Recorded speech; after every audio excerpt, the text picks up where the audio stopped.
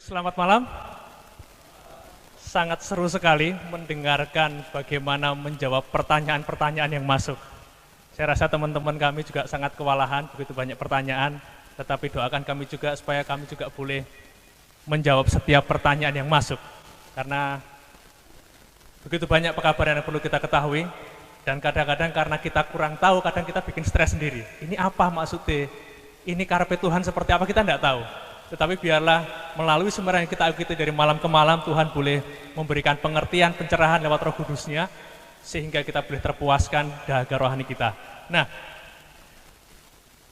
saya juga rindu untuk mengucapkan selamat malam kepada mereka yang menyaksikan secara live streaming di internet, karena seminar kita dari malam ke malam kita siarkan secara langsung lewat YouTube. Bahkan saat ini juga sedang bisa disaksikan di YouTube. Bapak Ibu mungkin juga boleh catat ini URL-nya, amazingfacts.id/live. Jadi kalau ada saudara kita, teman kita yang tidak ada di Sragen, tetapi mereka juga rindu ingin ikut mendengarkan, menyaksikan seminar kita, berikan saja ini alamatnya, alamat URL-nya ini, amazingfacts.id/live. Dan mungkin barangkali Bapak Ibu ada yang terlewatkan di malam-malam tertentu karena ada kesibukan, ada acara yang tidak bisa ditinggalkan, padahal topiknya sebenarnya menarik, pengen tahu. Jangan khawatir, setiap malam seminar ini kami rekam dan langsung besoknya kami upload di Facebook maupun di YouTube. Di Facebook, Bapak Ibu tinggal cari page Amazing Facts Indonesia. Video-video kami upload di sana. Demikian juga di YouTube, cari channel Amazing Facts Indonesia. Video-video seminar kita di sini setiap malam kami upload di sana. Jadi kalau malam ini judulnya nanti kita bahas, besok sudah kami upload sehingga bisa di-download, disaksikan. Tetapi kalaupun saya tidak punya internet, Mas, jangan khawatir, di akhir seminar nanti Bapak Ibu yang rindu memiliki videonya bisa menghubungi kami akan kopikan untuk Bapak Ibu yang membutuhkannya. Baik, jangan lupa juga nanti di akhir seminar kita akan kembali bagikan pelajaran ini, sesuai dengan pekabaran kita malam ini. Judulnya berbeda mungkin, tetapi isi ayat-ayatnya semuanya sama, sebagaimana yang dipelajari pada malam hari ini. Bila mana ada anak-anak kita bisa ajak mereka untuk mengikuti pelajaran versi anak-anak di ruang sebelah. Baik, apa pembahasan esok? Ada yang ingat? Kemarin sudah kita promosikan beberapa kali. Besok malam judulnya apa? Oh, masih ingat ya. Besok malam kita libur dulu. Kita perlu istirahat, Bapak Ibu juga perlu punya waktu untuk keluarga. Besok malam kita libur. Tetapi hari Senin kita kembali bertemu, ada satu topik yang menarik, yaitu 2 saksi misterius yang ada di kitab Wahyu. Wah, apa ini? 2 saksi misterius. Yang namanya misterius kan selalu bikin penasaran. Pastikan nanti hari Senin, saudara-saudara semua boleh hadir, dan pada hari Selasa, ini topik yang tidak boleh dilewatkan, hari Selasa. Antikristus diungkap, bagian pertama. Selama ini kita sering tuding sana, tuding sini, kamu antikristus. Enggak, kamu antikristus. Tetapi kita akan lihat, ciri-ciri antikristus di Alkitab itu seperti apa. Sehingga nggak asal tuding sana itu isinya menghakimi orang kan. Tetapi kita lihat apa ciri-cirinya di dalam Alkitab. Jadi pastikan hari Selasa nanti Bapak Ibu boleh hadir untuk mengikuti topik ini. Dan malam ini kita akan memulai seminar kita. Kembali saya undang Bapak Ibu bangkit berdiri. Kita akan menyanyikan lagu tema kita, Pandanglah pada Yesus.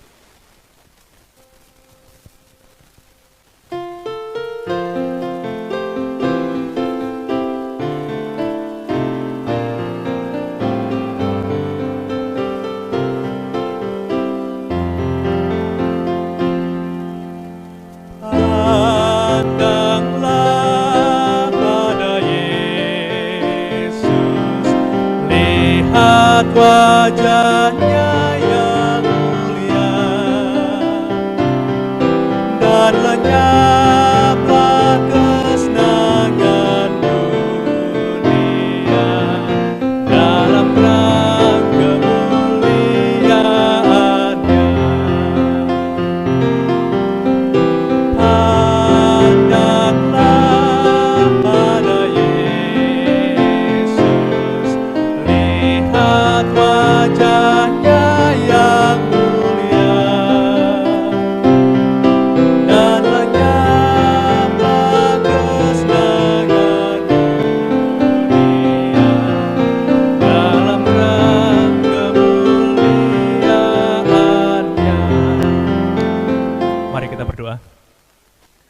Tuhan Allah Bapa kami yang di surga, kami mengucap syukur pada malam hari ini Engkau kembali memberikan kami kesempatan untuk berkumpul di tempat ini.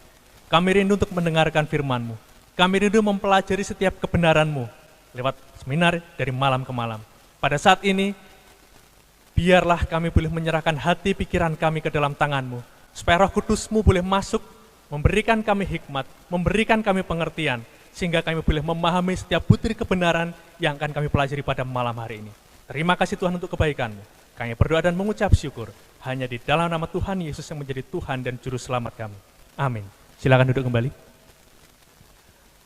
Malam ini topik kita adalah milenium ketika setan pergi liburan. Topik yang mungkin cukup membuat orang bertanya-tanya, masa iya setan kok pergi liburan? Kemana setan pergi liburan? Kapan liburannya? Ada yang suka liburan di sini?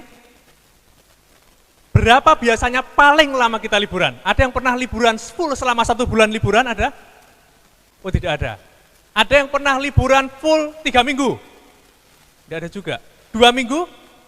Oke. Bu, ibu yang di depan ini 2 minggu liburan full.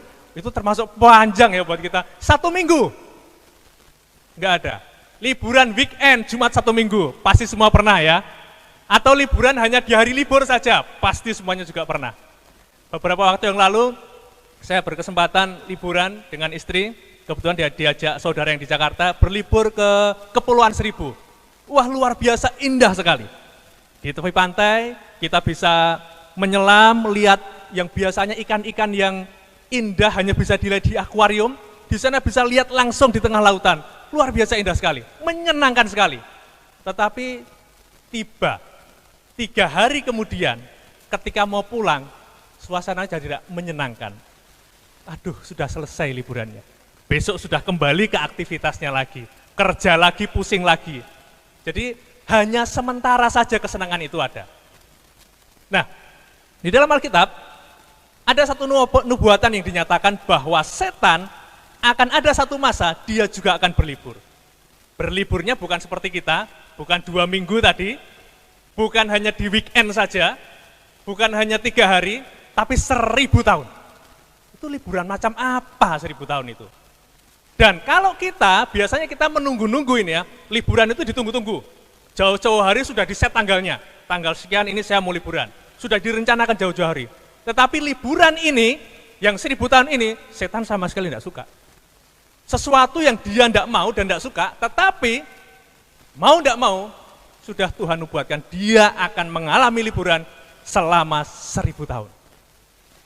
Kita bisa baca dalam Wahyu 20 ayat 1 dan 2. Kita akan lihat itu seperti apa nanti liburannya setan.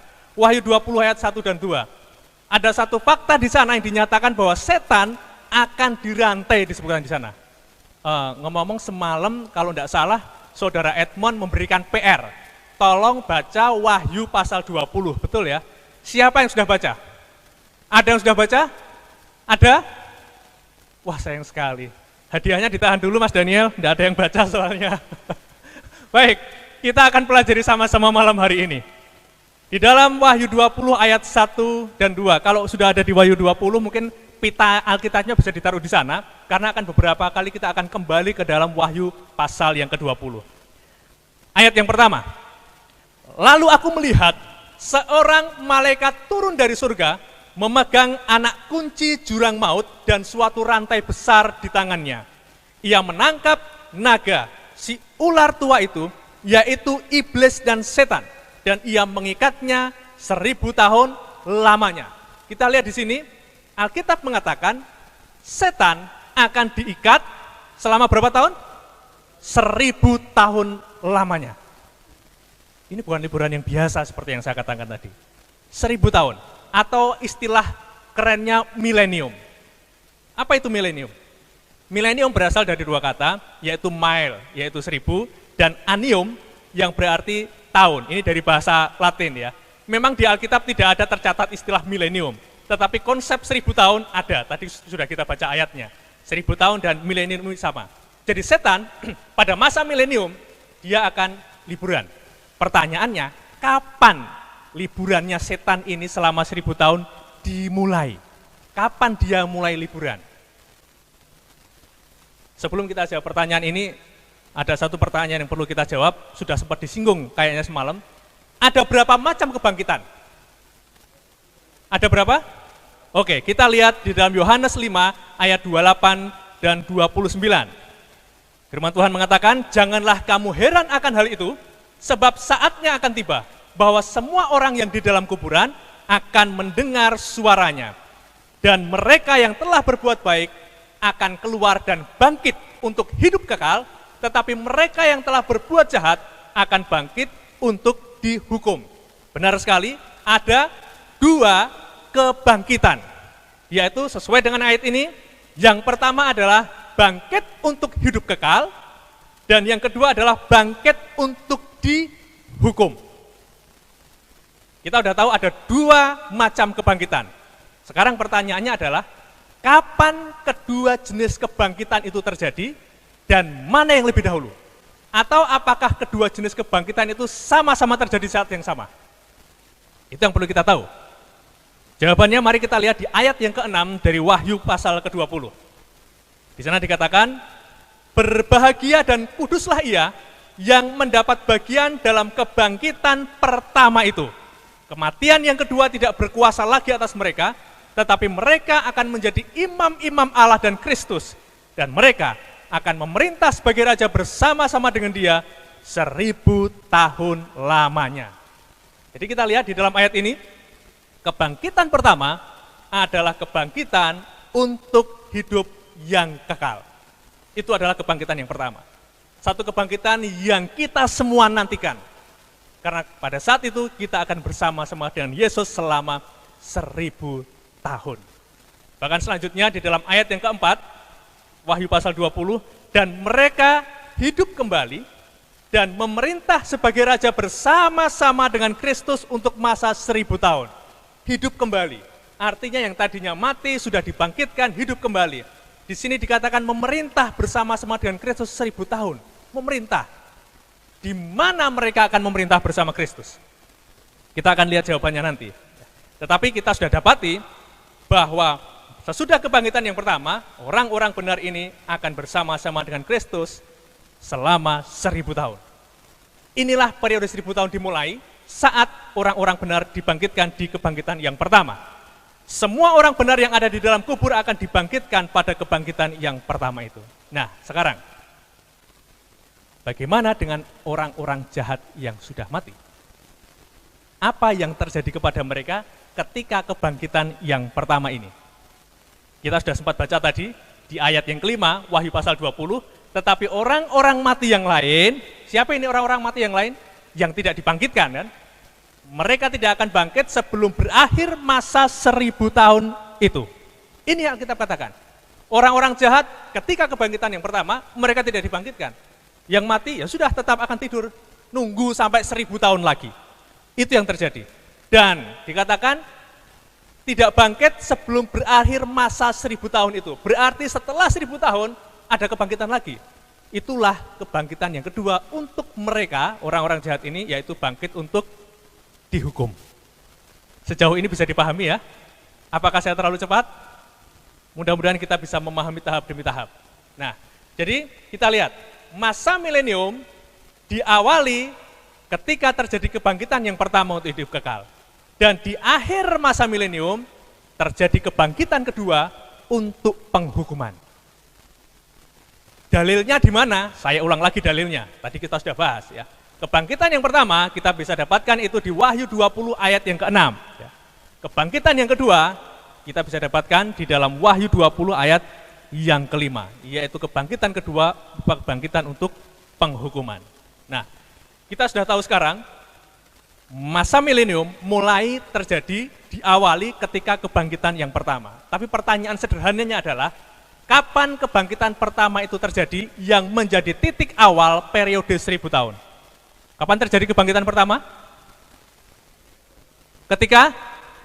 Ya, 1 Tesalonika 4 ayat 16 katakan, sebab pada waktu tanda diberi, yaitu pada waktu penghulu malaikat berseru dan sangkakala Allah berbunyi, maka Tuhan sendiri akan turun dari surga dan mereka yang mati dalam Kristus akan lebih dahulu bangkit. Jadi kebangkitan untuk hidup kekal terjadi saat Yesus datang yang kedua kali. Dan disitulah titik awal dimulainya periode 1000 tahun. Dan ketika Yesus datang yang kedua kali nanti, akan ada 4 kelompok manusia. Entah dia dari bangsa manapun, suku apapun, status apapun, jabatan apapun, orang kaya, orang miskin, status sosial tinggi rendah, siapapun akan terbagi ke dalam 4 kelompok ini ketika Yesus datang yang kedua kali. Kita lihat yang pertama adalah kelompok orang benar yang sudah mati, yang kedua kelompok orang benar yang masih hidup, yang ketiga orang jahat yang sudah mati, dan yang keempat orang jahat yang masih hidup. Suka tidak suka, pada akhirnya nanti ketika Yesus datang, kita semua yang ada di sini akan ada di salah satu dari keempat kelompok ini. Kira-kira kita ada di mana? Atau kira-kira kita mau pilih yang mana?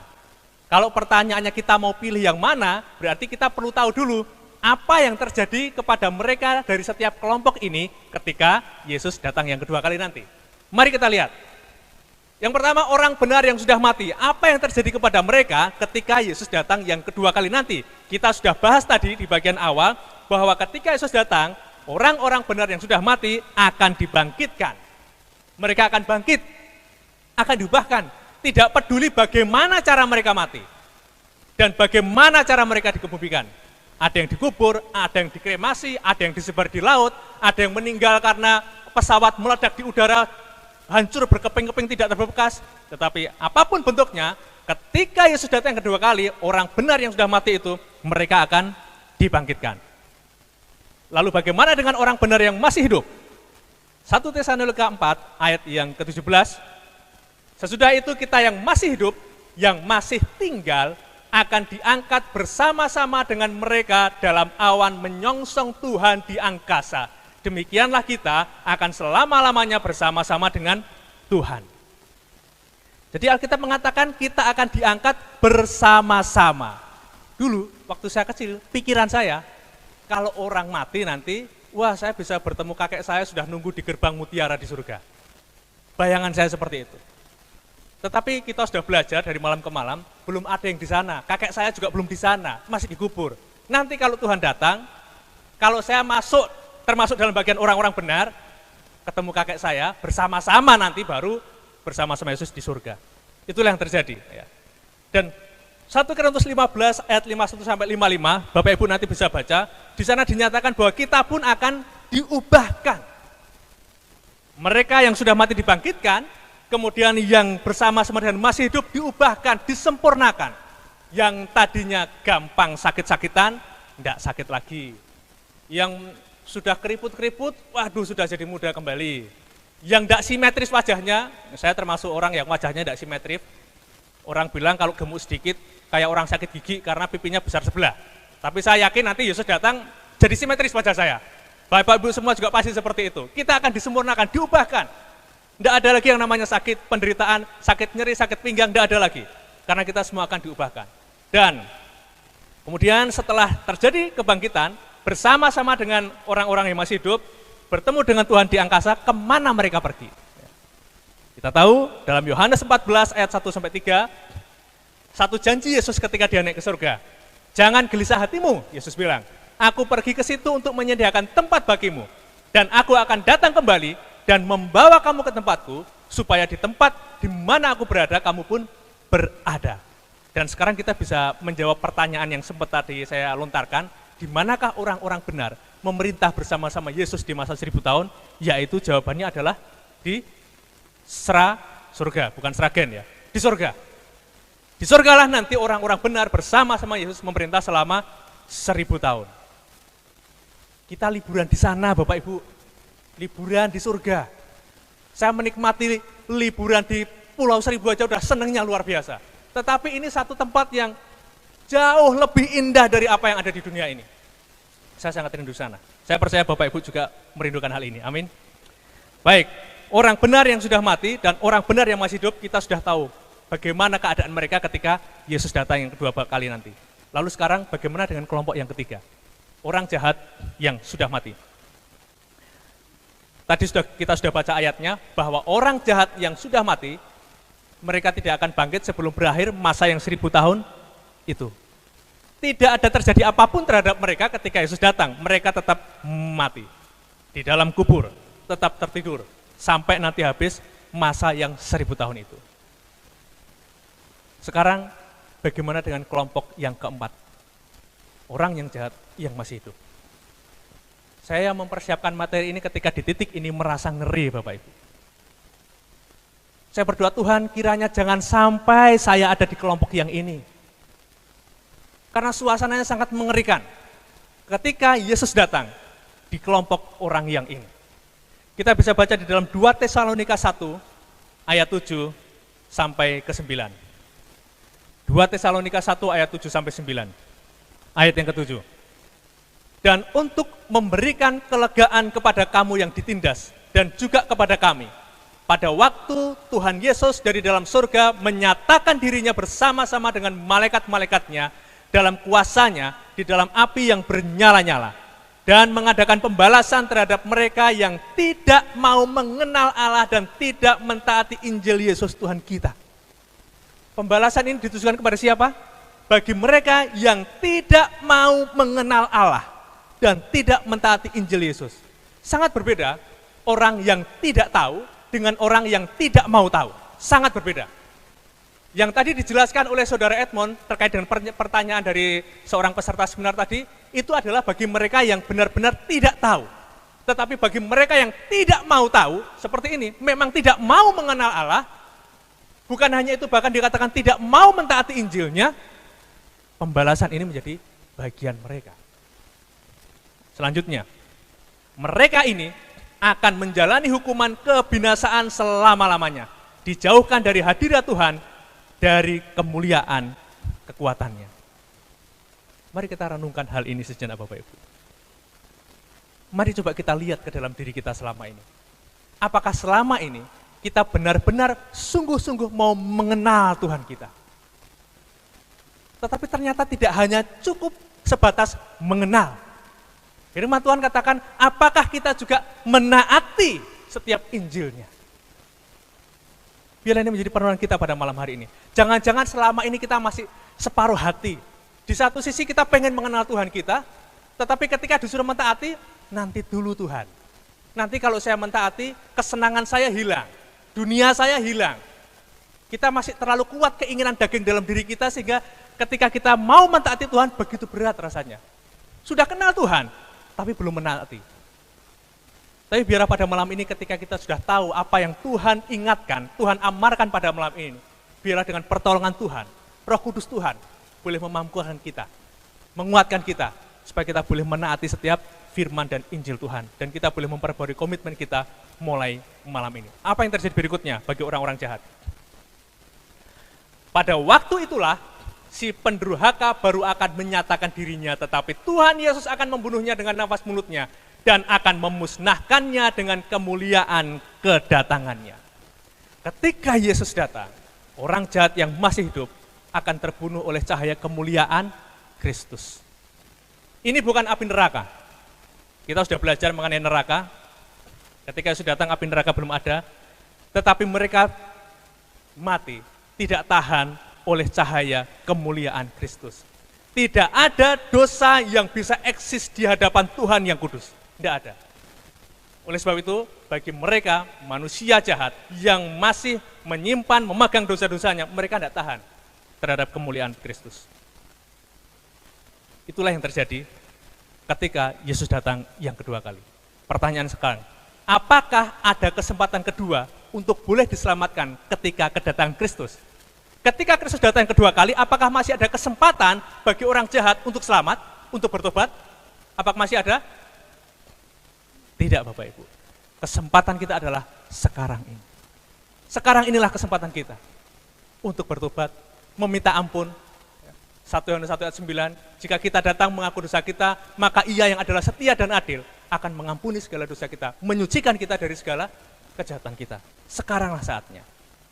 Oke, mari kita simpulkan apa yang baru saja kita pelajari. Pada saat kedatangan Yesus, kedatangan kedua, Kristus datang kembali, Orang benar yang mati dibangkitkan, orang yang masih hidup diubahkan, orang-orang benar diangkat bersama-sama dan dibawa ke surga, kemudian orang jahat yang mati, mereka tetap mati, dan orang jahat yang hidup, mereka akan binasa. Satu hal yang kemudian menjadi pertanyaan kita adalah, lalu saat itu, kira-kira seperti apa kondisi bumi kita? Setelah Yesus datang kedua kali, lalu ditinggal selama 1000 tahun, lalu kondisi dunia kita seperti apa? Mari kita lihat di dalam Wahyu 16 ayat yang ke-18. Maka memancarlah kilat dan menderulah bunyi guru dan terjadi gempa bumi yang dahsyat seperti belum pernah terjadi sejak manusia ada di atas bumi. Begitu hebatnya gempa bumi itu. Wow. Ada yang ingat gempa yang paling dahsyat yang pernah terjadi di mana? Yang Bapak Ibu ketahui? Gunung Merapi, itu sudah paling dahsyat di Jawa Tengah ya. Di Indonesia kita ingat bagaimana gempa dan tsunami di Aceh. Sungguh luar biasa dahsyatnya, mengerikan, menyedihkan, miris melihatnya. Terus kemudian di Jepang juga luar biasa. Tetapi firman Tuhan mengatakan bahwa ini adalah gempa bumi yang dahsyat seperti yang belum pernah terjadi. Kita lihat gempa bumi yang besar di dunia saat ini kita udah ngeri. Tetapi Alkitab katakan akan lebih dahsyat dari itu. Dampaknya seperti apa? Dikatakan, dan semua pulau hilang lenyap, dan tidak ditemukan lagi gunung-gunung. Sampai gunung rata, pulau tenggelam, begitu hebatnya gempa bumi akan terjadi. Itulah pada saat itu. Situasinya sangat mengerikan, menenggelamkan pulau-pulau. Orang-orang akan ketakutan, berlarian. Sehingga tidak heran pada saat itu orang-orang jahat yang tidak tahan terhadap kemuliaan Kristus. Dalam Wahyu 6 ayat 16 di sana dikatakan mereka bilang kepada gunung batu runtuhlah menimpa kamu. Kenapa? Lebih baik aku mati saja daripada menghadapi kemuliaan Kristus. Ngeri. Ya. Saya percaya tidak ada satupun di antara kita malam ini yang mau berada di dalam kumpulan orang-orang yang berkata kepada gunung-gunung batu runtuhlah menimpa kamu. Tidak ada. Ya. Karena seluruh kondisi dunia akan terlihat jauh lebih buruk dari Jepang pasca terjadinya tsunami. Dan bukan hanya itu. Yeremia 25 ayat 33 menyatakan, maka pada hari itu akan bergelimpangan orang-orang yang mati terbunuh oleh Tuhan dari ujung bumi sampai ke ujung bumi. Mereka tidak akan diratapi, tidak akan dikumpulkan, dan tidak akan dikuburkan. Mereka akan menjadi pupuk di ladang. Bayangkan Bapak Ibu, ketika terjadi pembunuhan massal, itu udah ngeri. Tapi ini dari ujung bumi sampai ke ujung bumi berkelimpangan semua mayat-mayat manusia. Tidak ada yang meratapi, kenapa? Semuanya mati. Tidak ada yang mengubur, kenapa? Nggak ada yang masih hidup. Maka pada saat itu, bumi akan menjadi sebuah kuburan yang sangat luas. Kuburan massal, tanpa dikuburkan, berserakan di seluruh bumi, dari ujung sampai ke ujung bumi. Dan itu menjadi pemakaman yang sangat luas selama 1000 tahun. Kenapa? Orang-orang benar, baik yang sudah mati yang dibangkitkan, termasuk yang masih hidup, diangkat bersama-sama ke surga. Orang-orang jahat semua yang masih di bumi, semua mati. Tidak ada penghuni. Dan kondisinya digambarkan di dalam Yesaya 24 ayat yang pertama. Sesungguhnya Tuhan akan menanduskan bumi dan akan menghancurkannya, akan membalikkan permukaannya, dan akan menyirakkan penduduknya. Bayangkan dunia ini, bumi tempat kita berpijak, tempat kita hidup, ditunggang balikkan pada saat kedatangannya. Lalu dikatakan, bumi akan ditanduskan setandus-tandusnya dan akan dijarah sehabis-habisnya, sebab Tuhanlah yang mengucapkan firman ini.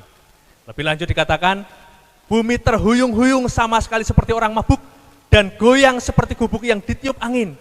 Dosa pemberontakannya menimpa dia dengan sangat, ia rebah dan tidak akan bangkit-bangkit lagi. Gempa yang sangat dahsyat. Saya masih ingat terjadi gempa di Jogja, di Solo pun terasa goyang. Ini gempanya lebih luar biasa, sampai-sampai digambarkan terhuyung-huyung seperti orang mabuk. Aku melihat kepada bumi, ternyata campur baur dan kosong. Melihat kepada langit, tidak ada terangnya.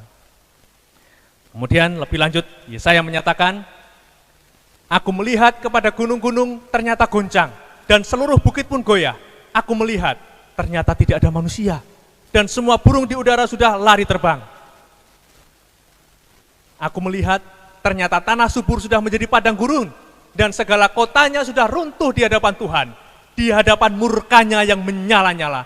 Sebab beginilah firman Tuhan, seluruh negeri ini akan menjadi sunyi sepi, tetapi aku tidak akan membuatnya habis lenyap. Puji Tuhan, kedatangan Tuhan akan membuat bumi kacau balau, kosong, campur baur. Kondisi yang sangat buruk, tetapi Tuhan tidak membuatnya habis lenyap. Nanti akan kita lihat kenapa Tuhan tidak membuatnya habis lenyap. Ya. Kalau kita lihat tadi, kondisi bumi adalah campur baur, kosong. Kondisinya adalah sama seperti situasi yang pernah terjadi sebelumnya di awal mula. Sesuatu yang kosong, tidak berbentuk, campur baur, tidak ada terang. Di mana pernah terjadi seperti itu? Ketika awal mula penciptaan. Kejadian 1 ayat 2. Bumi belum berbentuk dan kosong, gelap gulita menutupi samudera raya. Tadi di Yesaya sempat disinggung, bumi itu tidak berbentuk, ya. Campur baur, nggak ada terang di langit. Sama kondisinya seperti itu. Itu yang terjadi pada akhirnya nanti.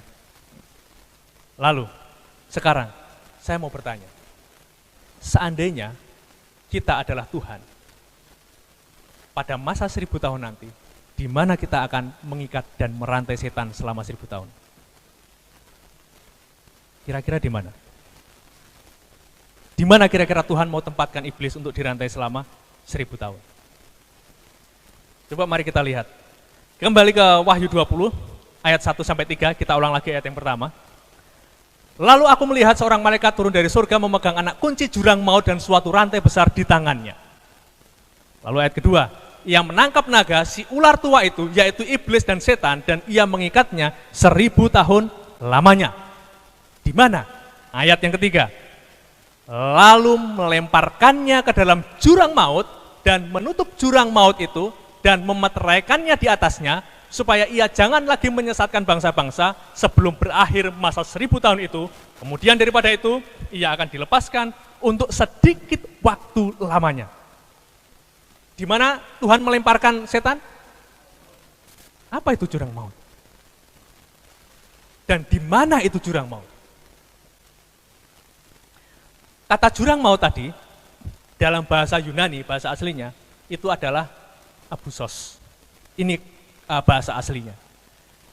Kata abusos ini kemudian diserap ke dalam bahasa Inggris, yaitu abyss, yang artinya adalah jurang maut. Dan di dalam terjemahan Yunani dari Perjanjian Lama, kata abusos ini digunakan di Kejadian 1 ayat 2 tadi. Bumi belum berbentuk dan kosong, itu juga menggunakan abusos.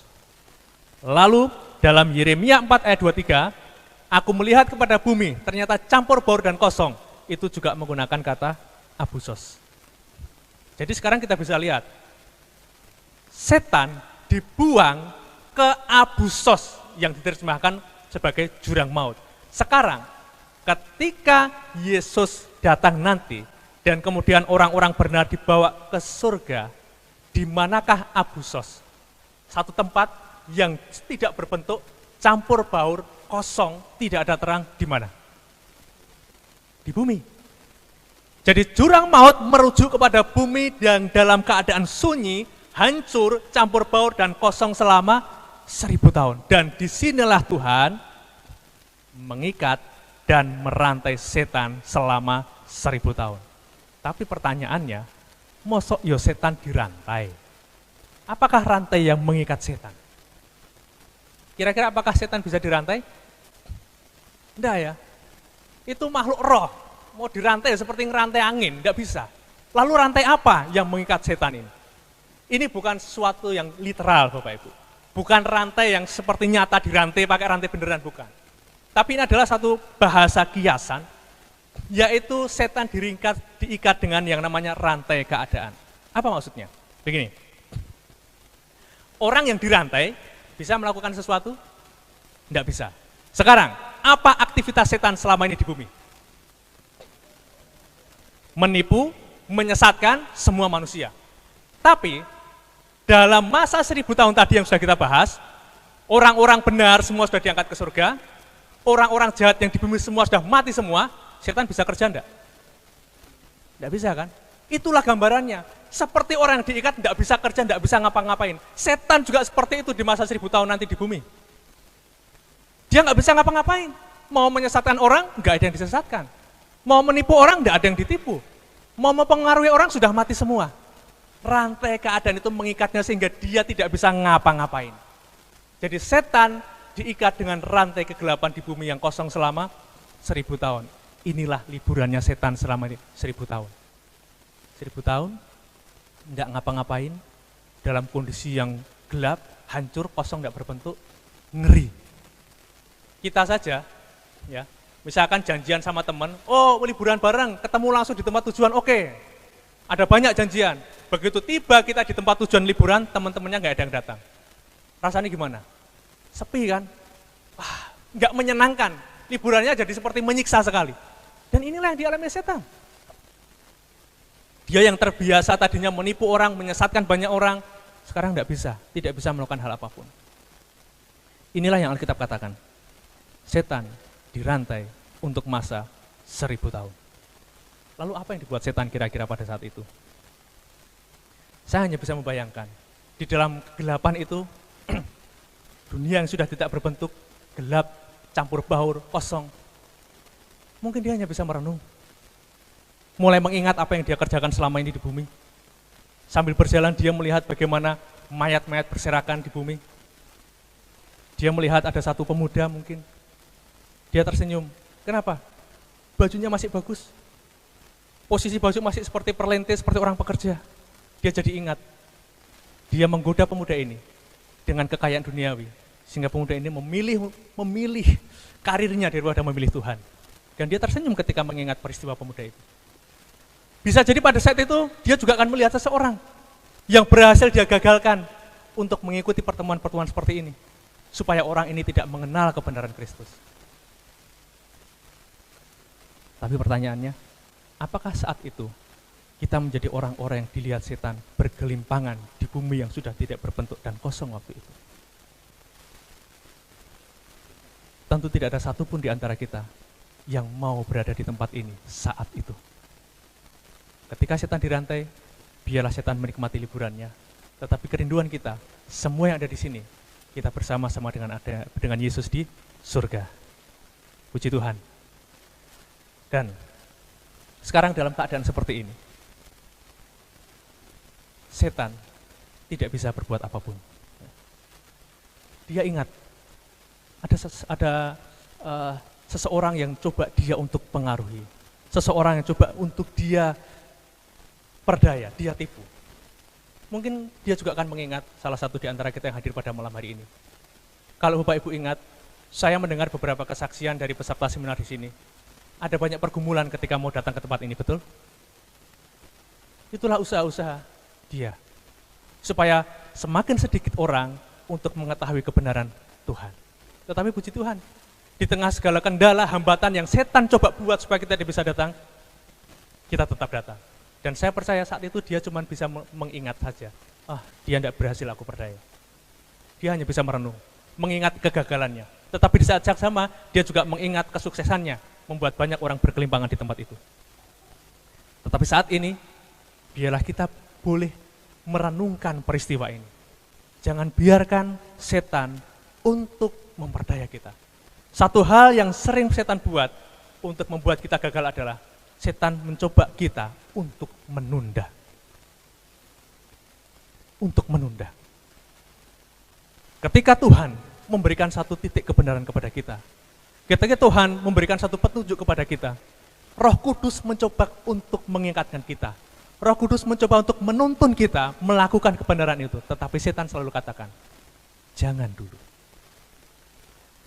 Dalam kisah ini dalam bayangan saya, bisa jadi setan ketika berjalan terantuk kepada sebuah mayat. Dia lalu teringat, ini adalah seorang pemuda yang hampir datang ke suatu pesta rohani. Satu kebenaran yang dinyatakan di dalam pesta rohani itu. Tetapi setan ingat, dia coba berikan godaan. Pemuda ini sedang mencari jodoh, diberikanlah pacar yang bagus. Pacarnya tidak mau diajak ke seminar, tetapi gantinya mengajak jalan-jalan ke mall. Begitu cintanya pemuda ini, lebih memilih mengantarkan pacarnya ke mall. Sampai satu kali dia mulai berusaha untuk datang ke seminar. Pemuda ini cari pekerjaan, setan kasih pekerjaan. Setan tetap berikan segala sesuatu untuk mencegah pemuda ini datang menerima kebenaran Tuhan. Dan pada akhirnya dia melihat mayat pemuda itu ada di tempat itu. Kenapa? Dia menunda. Aku kan masih butuh jodoh. Sekarang dulu aku cari jodohku. Nanti kalau sudah dapat, baru aku terima kebenaran Tuhan. Ketika sudah dapat jodoh, aku belum dapat kerja. Aku harus cari kerja dulu. Nanti kalau sudah mapan, baru datang kepada Tuhan. Menunda, dan menunda. Dan akhirnya semuanya sudah terlambat. Ketika kita memutuskan untuk menunda, itu sudah membuat setan tersenyum. Karena dia sudah berhasil membuat kita menunda menerima kebenaran Tuhan. Bila pada malam hari ini, kita boleh berkomitmen untuk menempatkan dia di dalam prioritas yang pertama di dalam kehidupan kita. Selama masa milenium, orang-orang benar berada di surga. Bumi menjadi sunyi sepi. Mana yang kita pilih? Kita mau di atas atau yang di bawah? Tentu kita semua rindu, kita semua berada di surga. Nah, lalu apa yang akan terjadi di akhir masa milenium itu? Kita ingat tadi di dalam Wahyu 20 ayat yang kelima, orang-orang mati yang lain tidak bangkit sebelum berakhir masa 1000 tahun itu. Dan inilah yang terjadi, di akhir masa milenium nanti akan ada yang namanya kematian kedua. Apa maksudnya? Ingat tadi, awal milenium ada kebangkitan pertama untuk orang benar, mereka diselamatkan, diangkat ke surga. Di akhir masa 1000 tahun akan ada kebangkitan kedua, lalu ada kematian kedua. Maksudnya apa? Coba kita lihat sekali lagi Wahyu 20 ayat yang ke-6. Berbahagia dan kuduslah ia yang mendapat bagian dalam kebangkitan pertama itu. Kematian yang kedua tidak berkuasa lagi atas mereka, tetapi mereka akan menjadi imam-imam Allah dan Kristus, dan mereka akan memerintah sebagai raja bersama-sama dengan dia 1000 tahun lamanya. Kematian yang kedua. Kalau ada kematian yang kedua, berarti ada kebangkitan. Artinya apa? Orang itu pernah mati, dibangkitkan, lalu mati lagi untuk yang kedua kalinya. Itu yang terjadi. Nah, pertanyaannya adalah, kenapa di akhir masa milenium itu, orang-orang jahat yang sudah mati itu dibangkitkan? Udah bangkit, terus mati lagi. Apa gunanya? Kenapa harus ada kebangkitan? Nubuatan menyatakan, dalam Wahyu 20 ayat 7, dan setelah masa 1000 tahun itu berakhir, iblis akan dilepaskan dari penjaranya. Firman Tuhan katakan iblis akan dilepaskan dari penjaranya. Apa maksudnya iblis dilepaskan dari penjaranya? Apakah dia diambil keluar dari bumi, dari jurang maut itu, dibawa ke tempat lain, atau seperti apa? Apa maksudnya seperti itu? Ya. Iblis bukan ditarik dari bumi, dibawa ke tempat lain. Lalu apa yang membuat setan terlepas? Ya? Yang membuat setan terlepas adalah kebangkitan yang kedua tadi. Kebangkitan untuk penghukuman. Jadi, di akhir masa 1000 tahun, orang-orang jahat yang sudah mati akan dibangkitkan. Mari kita pergi ke ayat yang ke-8. Dan ia akan pergi menyesatkan bangsa-bangsa pada keempat penjuru bumi, yaitu Gog dan Magog, dan mengumpulkan mereka untuk berperang, dan jumlah mereka sama banyaknya dengan pasir di laut. Jadi, sangat beralasan, sangat masuk akal, setan seperti dilepaskan dari penjaranya. Kenapa? Yang tadinya dia dirantai dengan rantai keadaan, tidak bisa menipu, tidak bisa menyesatkan, tetapi ketika terjadi kebangkitan yang kedua, setelah selesai masa 1000 tahun, orang-orang jadi dibangkitkan, begitu banyak manusia yang setan bisa sesatkan. Dan inilah yang dibuat. Dia menyesatkan bangsa-bangsa, mengumpulkan mereka untuk berperang. Berperang sama siapa? Dan jumlah mereka dikatakan sama dengan banyaknya pasir di laut. Luar biasa banyaknya. Ayat yang ke-9. Maka naiklah mereka ke seluruh dataran bumi, lalu mengepung perkemahan tentara orang-orang kudus dan kota yang dikasihi itu. Jadi, orang-orang jahat yang sudah dibangkitkan, mulai disesatkan lagi oleh iblis untuk menyerang kota ini. Kota apa ini? Apa yang Alkitab katakan mengenai kota ini? Bukankah tadi bumi sudah hancur lebur, tidak berbentuk, kosong, adanya hanya mayat berkelimpangan dari ujung sampai ujung bumi? Apa yang Alkitab katakan? Di dalam Wahyu 21 ayat yang kedua.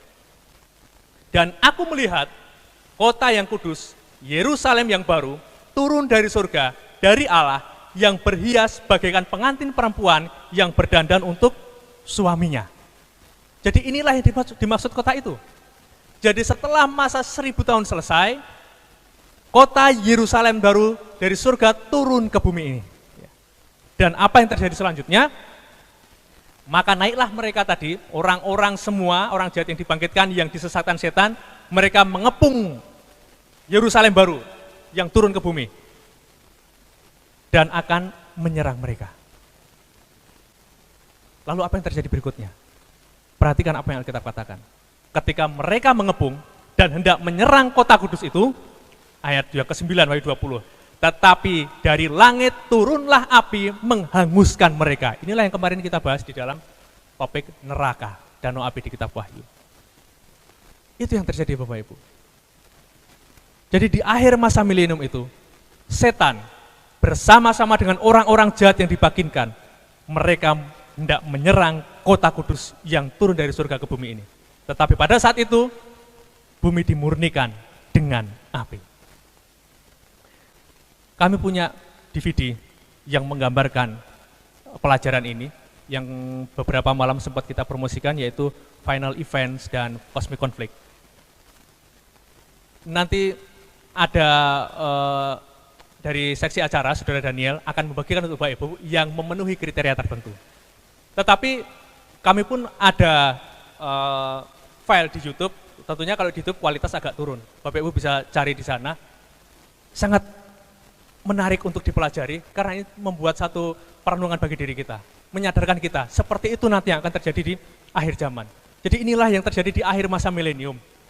Orang-orang jahat dibangkitkan, dipengaruhi setan, hendak menyerang kota kudus, tapi di saat yang sama api dari surga turun menghanguskan mereka semua. Kalau kita ingat, pada zaman Nabi Nuh, bumi dimurnikan oleh air. Satu-satunya tempat yang aman di mana? Di dalam bahtera.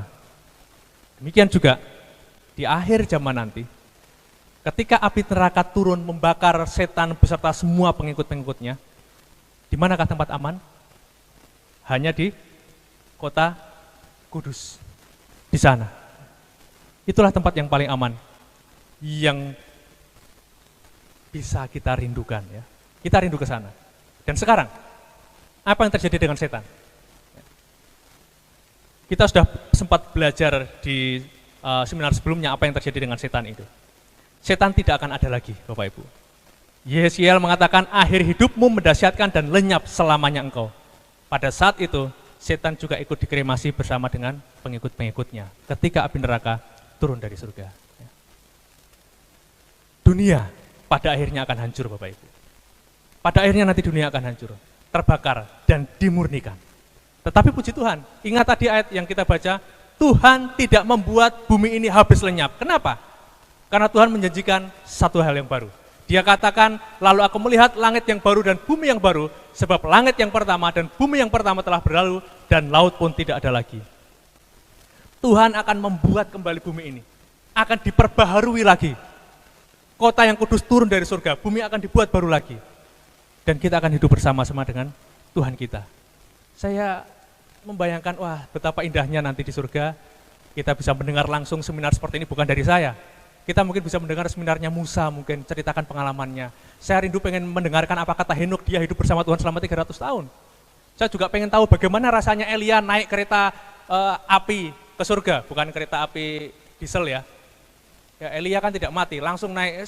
Gimana rasanya? Ada banyak pertanyaan yang ingin saya tanyakan kepada nenek moyang kita.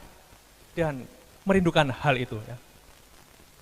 Lalu lebih lanjut Wahyu 21 ayat 4 mengatakan, dan ia akan menghapus segala air mata dari mata mereka, dan maut tidak akan ada lagi. Tidak akan ada lagi perkabungan atau ratap tangis atau duka cita, sebab segala sesuatu yang lama itu telah berlalu.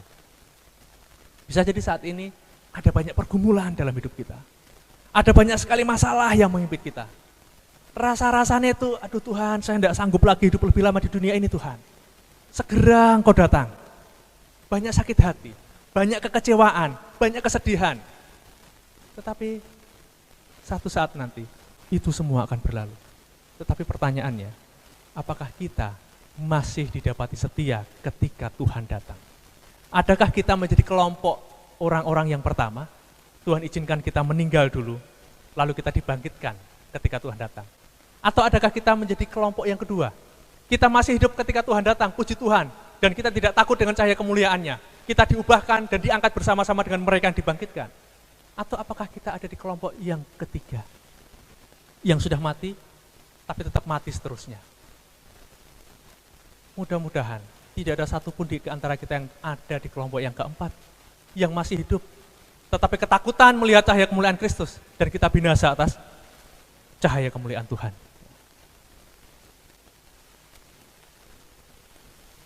Setelah api neraka berakhir, Tuhan menyeka semua air mata. Tidak ada lagi penderitaan. Memori-memori yang menyakitkan Tuhan akan singkirkan. Dan Tuhan akan memulihkan kembali planet bumi ini menjadi sesuatu yang baru. Ini hanya gambaran ya, khayalan manusia bagaimana kota yang kudus itu. Boleh jadi kita memiliki segala kekayaan dunia, menikmati segala kesenangan kita, tetapi bila mana pada hari itu kita tidak bisa berada di kota ini, apa artinya? Apa artinya? Jadi biarlah pada malam ini kita boleh membuat satu komitmen, satu keputusan. Apakah kita benar-benar rindu berada di dalam kota Yerusalem baru ini? Apakah yang Roh Kudus coba nyatakan kepada kita pada malam hari ini? Mungkin saat ini Roh Kudus mengingatkan kita, ingat, marilah engkau datang kepadaku, mengenal diriku lebih dalam. Ikutilah segala Injil, ikutilah segala firman-Ku, taatilah. Selama ini mungkin ada hal-hal yang kita coba tolak. Aku tidak mau menaati ini Tuhan. Mungkin kita mencoba membuat firman Tuhan itu seperti warteg. Yang suka kita pilih, yang tidak suka kita tolak. Tetapi firman Tuhan bukan seperti warteg. Kita harus terima semuanya. Kita ikuti semua Injilnya. Seorang pemburu harta karun, sampai-sampai Tuhan membuat perumpamaannya. Ketika dia menemukan harta karun, apa yang dia buat? Dia jual segala miliknya, hanya untuk mendapatkan harta karun itu. Tuhan menawarkan harta karun keselamatan, tetapi seringkali kita justru mengabaikannya. Padahal ini melebihi dari apa yang ada di dunia ini. Markus 8 mengatakan, apa gunanya seorang memperoleh seluruh dunia, tetapi ia kehilangan nyawanya? Karena apakah yang dapat diberikannya sebagai ganti nyawanya? Apakah kita akan di sana? Atau apakah kita akan berada di sini? Pilihan ada di tangan kita masing-masing Bapak Ibu. Biar pada malam hari ini, izinkan Roh Kudus membisikkan kebenaran-kebenaran ke dalam hati kita masing-masing.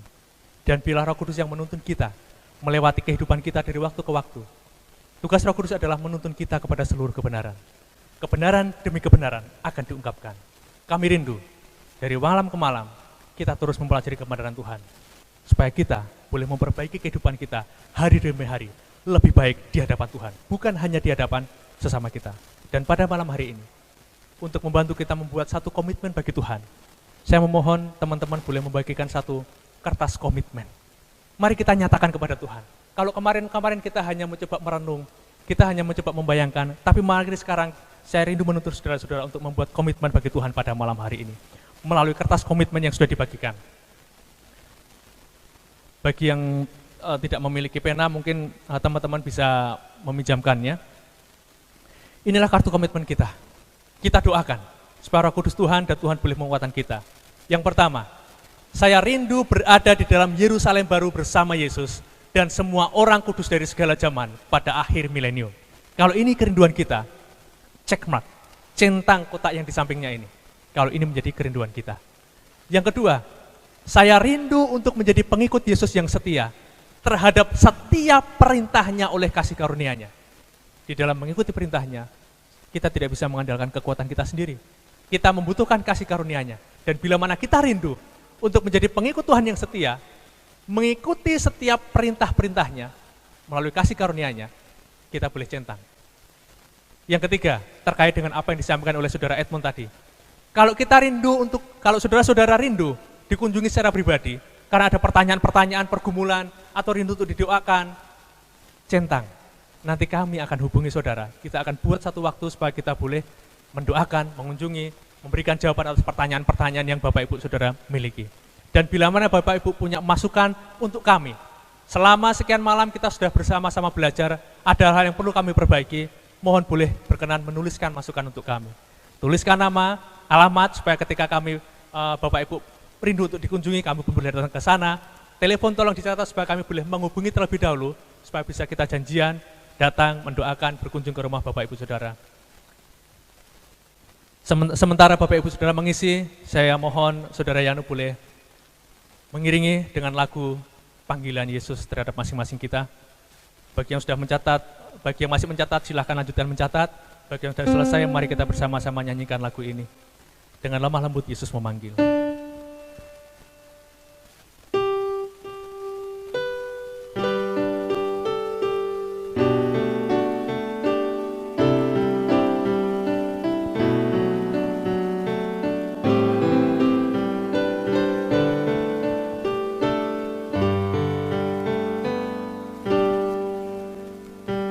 Dengan lemah lembut Yesus memanggil, memanggil kau dan aku. Di pintu hatimu Dia menunggu kau dan aku. Pulang, pulang, kau yang lelah, pulanglah.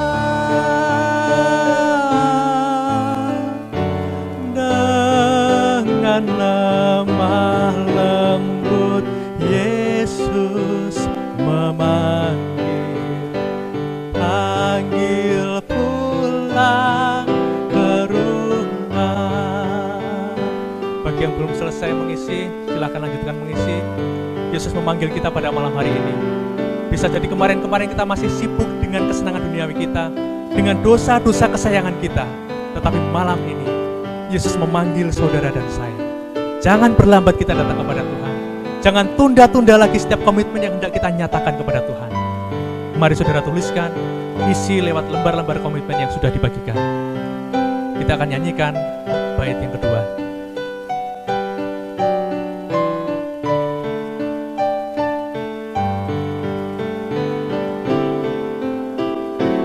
Jangan lambat bila Yesus menghimbau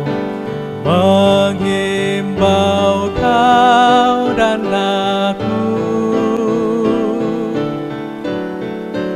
Mengapa berlambat, terima rahmat-Nya bagimu dan bagiku. Pulang, pulang, kau yang lelah, pulanglah. Dengan lemah lembut Yesus memanggil, panggil pulang ke rumah. Bila mana sudah selesai, mohon teman-teman boleh mengumpulkan kartu panggilannya. Dan saya mengundang semua kita bangkit berdiri, kita menyanyikan bait yang ketiga bersama-sama.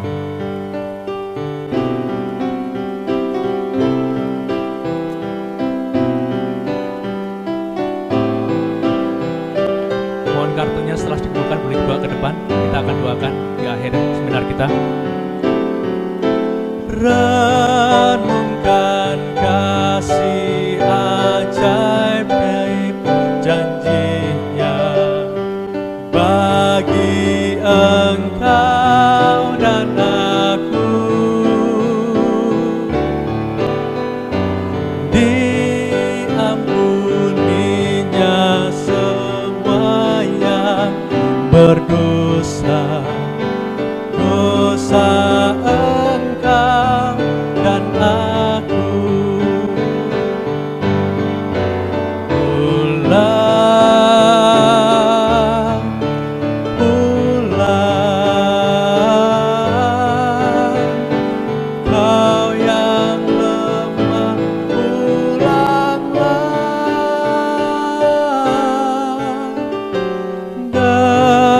dan lemah lembut Yesus memanggil, panggil pulang ke rumah.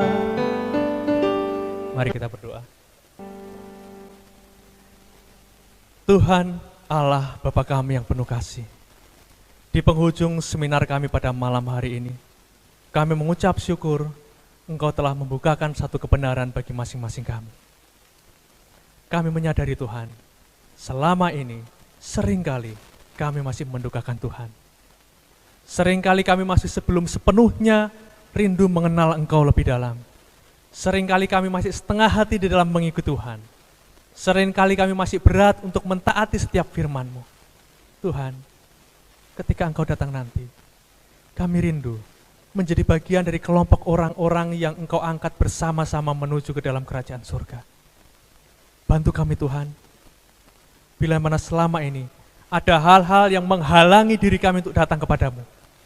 Biarlah Roh Kudus Tuhan boleh membantu kami, kuatkan kami untuk mengabaikan setiap halangan itu, membawa diri kami untuk tetap datang kepada Tuhan. Kami tahu, setan tidak akan senang melihat orang-orang yang akan datang kepada Tuhan. Tetapi kami mohon Tuhan, jauhkan kami dari segala penggodaan, singkirkan segala halangan. Tetapi bila mana ada halangan, penggodaan, pergumulan yang datang menghimpit di dalam kehidupan kami, biarlah Engkau menguatkan kami, melewati itu semua, dan menangkan kami di dalam melewati setiap pergumulan kami. Saat ini Tuhan, hamba-hamba-Mu di tempat ini telah menyatakan komitmennya di kertas yang saat ini hamba-Mu pegang. Tuhan, berkatilah setiap komitmen yang sudah dinyatakan. Berikan kekuatan, berikan kuasa, supaya masing-masing kami boleh menjadi umat-umat Tuhan yang setia sampai Engkau datang yang kedua kali. Sehingga kerinduan kami, ketika Engkau datang nanti, tidak ada satupun di antara kami yang berada di tempat ini yang terlewatkan. Tetapi kami rindu semua kami boleh diangkat menyongsong Engkau bersama-sama dengan orang-orang kudus yang lain, yang pada akhirnya berangkat bersama-sama dengan Engkau menuju kepada kerajaan surga. Terima kasih Tuhan untuk setiap janji pengharapan yang Engkau berikan kepada setiap kami. Terima kasih untuk berkat-Mu pada malam hari ini. Dan biarlah ketika malam ini kami pulang, biarlah kami pulang dengan penuh sukacita, dan damai sejahtera Tuhan boleh menyertai kami semuanya pada malam hari ini dan pada hari-hari berikutnya. Terima kasih Tuhan, mengampuni kami, belas kasihan-Mu melayakkan kami, karena kami berdoa dan mengucap syukur hanya di dalam nama Tuhan Yesus yang menjadi juru selamat dan penebus kami. Amin.